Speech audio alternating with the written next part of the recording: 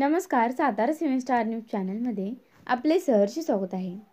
मुख्य अधिकाऱ्यांसह 14 नगरसेवकांची चौकशी करा, रमेश शुबाळे यांची प्रशासनाकडे मागणी।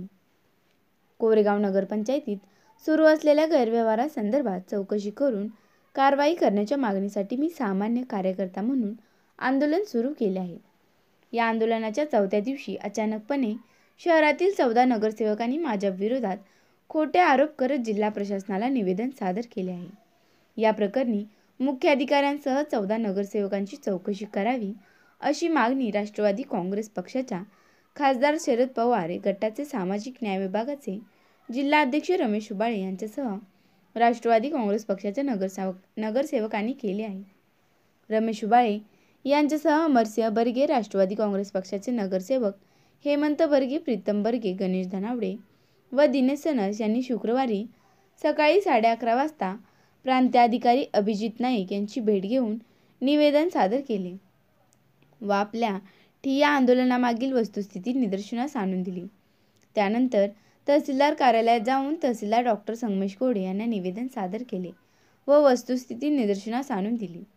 सायंकाळी जिल्हाधिकारी कार्यालयात जाऊन महसूल शाखेचे तहसीलदार शशिकांत जाधव यांना त्यांनी निवेदन दिले व आमच्या भावना जिल्हाधिकारी जितेंद्र डुड्डी यांच्यापर्यंत पोहोचवण्याची मागणी केली। नगरपंचायतीत सुरू असलेल्या गैरव्यवहार सर्वसामान्यांसमोर मी आणला आहे। एक सामान्य कार्यकर्ता म्हणून मी काम करत असताना नगरपंचायतीतील 14 नगरसेवकांनी अचानकपणे साक्षात्कार होऊन त्यांनी आंदोलनाच्या 4थ्या दिवशी माझ्या विरोधात खोटे निवेदन सादर केले आहे। माझ्यावर खोटेनाटे आरोप केले आहेत।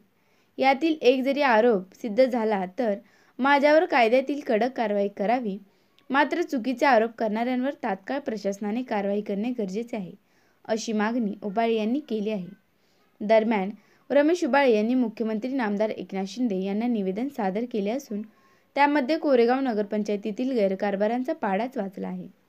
शहराचा नवीन विकास आराखडा, त्यावरील आरक्षणे यासह नगरसेवक व मुख्य अधिकाऱ्यांवर विविध प्रकारचे आरोप करण्यात आले आहेत।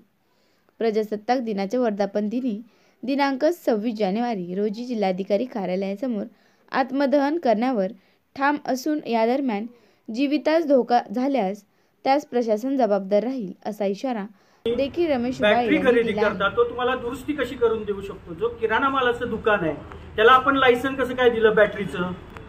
हा माझा प्रश्न आहे। नगरपंचायतच्या मुख्य अधिकाऱ्यांची स्वाक्षरी आहे। नगराध्यक्ष ताईंनी काल सांगितलं की जर मुख्य अधिकारी यांनी जर भ्रष्टाचार केला असेल तर आम्ही त्यांना घरी बसवू। माझी 14 नगरसेवकांना हात जोडून विनंती आहे, उद्यापासून माझ्या मंडपात येऊन बसावा। माझ्याकडे सगळे पुरावे आहेत। माझ्याकडे पुरावे असल्याशिवाय मी धांदल आरोप एका मोठ्या अधिकाऱ्यावरती आरोप करताना आपल्याकडे 4 कागद पाहिजेत, त्याची पूर्ण माहिती पाहिजे। माझ्याकडे सगळे पुरावे आहेत। काल मी जनतेसमोर ते पुरावे दाखवलेत। जर जिल्हाधिकारी साहेबांनी इथं बोलवलं तर मी त्यांच्याकडे सुद्धा हे माझ्याकडे जे पुरावे ते दाखवीन, त्यांना हे सांगेन की हा भ्रष्टाचार कशा पद्धतीने झालाय। 3.5 कोटी रुपयेचा घनकचऱ्याचा प्रकल्पात भ्रष्टाचार झालाय। तो असा झालाय की माहितीच्या अधिकारात ज्यावेळेस आम्ही माहिती मागवली त्यावेळेस त्यांनी सांगितलं की नगरपंचायतचा अखर्चित जी निधी आहे त्यातून आम्ही हा खर्च केलेला आहे। आणि ज्यावेळेस मी निवेदन दिलं त्यावेळेस माझ्या निवेदनाला ते उत्तर देतात की आम्ही 14व्या वित्त आयोगातून हे पैसे खर्च केलेले आहेत। हे सरळ माझे निवेदन आणि माझे जे काय प्रश्न आहेत याच्यापासून पळापळीची यांची उत्तरं मला मिळतात, छात्रमातून मला उत्तरं या ठिकाणी दिली जातात। त्याच पद्धतीनं कोरेगावमध्ये एकाच ठिकाणी 2 वेळा निधी पडला। 1 वर्षापूर्वी केलेला डांबरी सडक पूर्ण उकळून परत तिथं ट्रिमेक्स कॉन्क्रीट करण्यात आलं।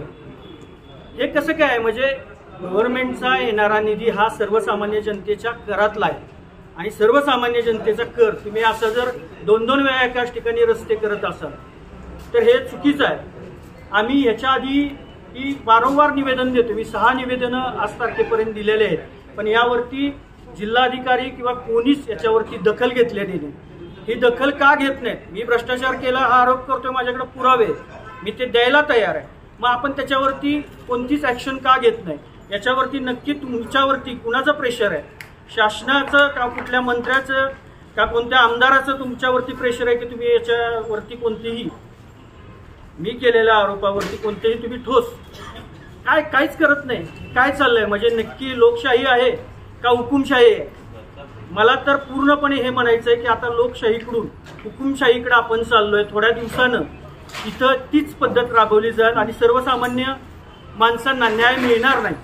तुमच्यावर काल आरोप केला नगरसेवकांनी की तुमच्या मागे कोणताही कोरेगाव ग्रामस्थ नाहीये किंवा कोण नाहीये, तुम्ही एकटेच आंदोलन बसताय. कोरेगावचेच ग्रामस्थ आहेत, नगरसेवक आहेत.